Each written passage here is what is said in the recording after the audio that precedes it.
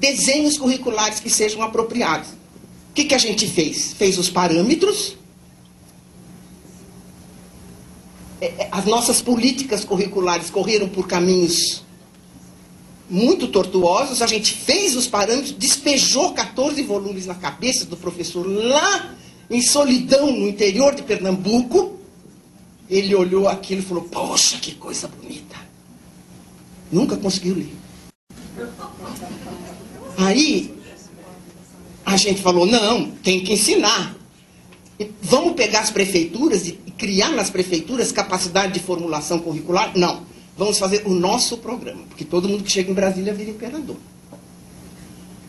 PT, PSDB, PFL, Democrata, chegou em Brasília, virou imperador. Então, em vez de fazer um programa que fortalecesse prefeituras e estados, fez parâmetros em ação. De Brasília para o interior de Pernambuco.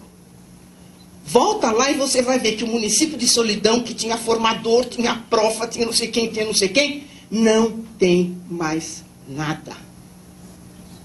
Junto com isso vem uma enorme instabilidade política. E os nossos políticos gostam de assumir, e em vez de consertar os erros anteriores, eles desarrumam os acertos anteriores. Eu vejo isso pelo Conselho Nacional de Educação. Eu fiz um monte de erro de burrada lá. Quem dera alguém que entrasse fosse consertar as burradas que eu fiz. Não. Foram mexer nas poucas coisas certas que a gente tinha. E as erradas continuaram lá. Então é uma falta de ter uma pedagogia robusta, sabe assim, com musculatura própria, que não dependa tanto, sempre dependerá, mas que não dependa tanto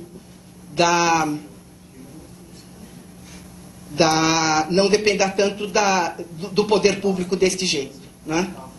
A nossa didática, portanto, é esvaziada. Junto com isto, a gente tem, eu estou passando rápido para... Junto com isso, a gente tem um problema sério na formação do professor. É um desastre a nossa formação do professor. Ela é esquizofrênica, ela é bicéfala. Ela é esquizofrênica porque ela não consegue voltar a cara dela para o lugar onde ela vai trabalhar, que é a escola básica. Nem pública, nem privada. Ela é bicéfala, porque o professor de primeira a quarta não tem absolutamente nada a ver com o professor de quinta e oitava. O professor de quinta e oitava acha que a criança nasceu na quinta série.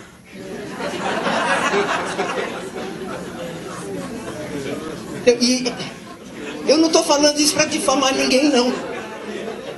Eu estou falando isto porque eu estou repetindo o que a diretora de licenciatura em matemática da Universidade Federal do Rio de Janeiro me disse. No meu departamento de licenciatura de matemática, ninguém entende de criança pequena. Então vocês só entendem de aprendizagem de criança da quinta em diante. E como é que ela faz para chegar na quinta série viva? Então ele é bicéfala, ela é esquizofrênica, ela é autista, porque vocês conhecem uma universidade que fale com a sociedade em termos de formação de professor? Se conhecerem, me avisem que eu vou visitar.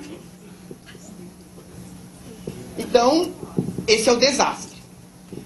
Então, tá certo que o investimento é pouco, tá certo que os pais não têm cultura, tudo isso é procedente. A origem social determina muito do desempenho da criança na escola, mas não determina tudo. Quando chega lá, a gente se encarrega de estragar o pouco que tinha. Com esta pedagogia, não é? E com pouco valor, por exemplo, dos conteúdos a serem ensinados. Os nossos professores não sabem ler. São quase analfabetos.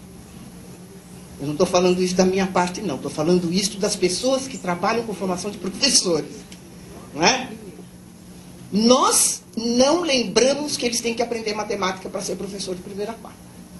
Então, eles entram para fazer curso de língua portuguesa, continuam achando que 1,2 é igual a meio. E esta excessiva especialização disciplinar, que também é uma herança lusitana, que a gente tem com toda a conotação do lusitano, né? faz com que os nossos professores sejam absolutamente à parte um do outro. O professor de língua portuguesa não tem nada a ver com matemática.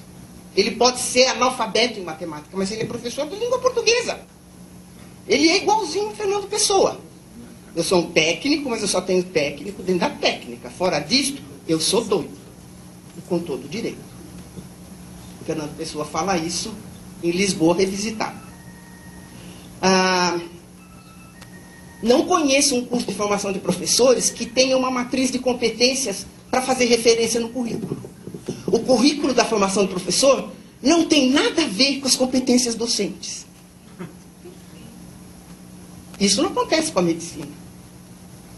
Isso não acontece com a engenharia. Isso não acontece com o advogado. Nem mesmo nos cursos vagabundos de direito que o país tem. As nossas lideranças, eu acho que aqui a gente entra na questão da liderança, as nossas lideranças estão sempre oscilando entre o imobilismo ou o ativismo. Perdão, está errado ali também. É fazer coisa de noite. Quer dizer, já que não dá para mudar tudo, eu concilio e não mudo nada. E tem dificuldade de fazer diferença entre aquilo que é possível mudar e aquilo que não é possível mudar. E não tem sabedoria para distinguir uma coisa da outra, como diz aquele ditado. Ou então, ou é pirotecnia, ensino de 8 anos. Agora tem mais um ano que vai ser obrigatório, é o primeiro ano do ensino médio. E todo mundo vai ter 12 anos de escolaridade durante 8 horas por dia. Faz as contas quanto é dar 12 anos de escolaridade, 8 horas por dia, para 50 milhões de crianças e jovens. De onde o país vai tirar o dinheiro não é importante. O importante é a fatura política. Ou então das panaceias e daquela história de que one size fits all.